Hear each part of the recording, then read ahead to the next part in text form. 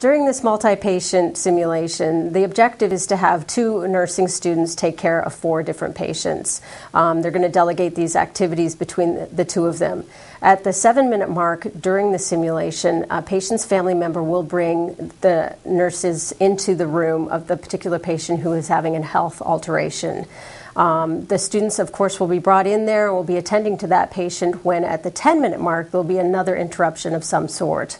Either a unit tech, for example, or a nursing assistant will come in and distract the students and see if they remain on task or if they are distracted by this.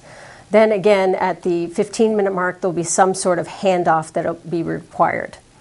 The 4 different patients that are involved in this scenario are Mr. Shufflebotham, Mr. Ross, Mr. Irachi, and Mr. Henderson. All the information about these patients are contained in your packet, and it doesn't really matter if your patients or your mannequins are high fidelity or low fidelity.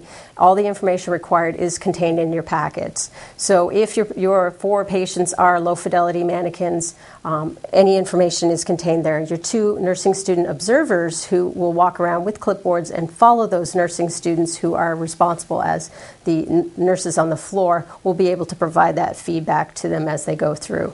So that information is in your packet. Also in your packet, you have a script for the wife or son of the patient that is experiencing the alteration. So they will have a script, they'll read through this ahead of time and have an idea what's going on so that they can provide cues too as to what's going on with that particular patient during that health alteration. That's in your packet too.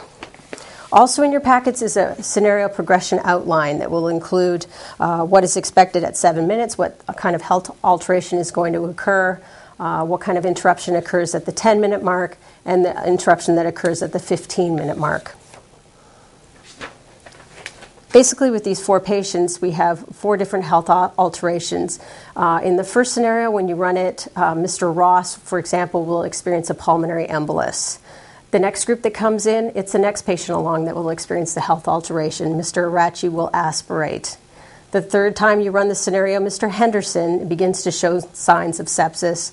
And in the 4th scenario, Mr. Shufflebotham shows signs of hypoglycemia. So in each of these particular cases, at that 7-minute mark, the alteration, the tape will kick in. You'll hear the patient verbalizing either confusion or coughing.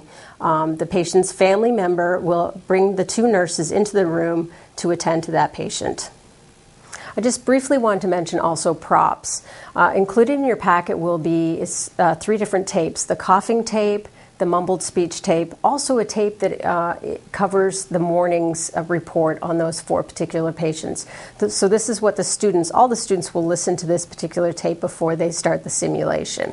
Also, in regards to props, I have included in the packet a list of props for each room. So it will tell you information about a saline lock, for example, in their hand, maybe an NPO sign over their head, whether they have nasal cannula oxygen going on, and so forth.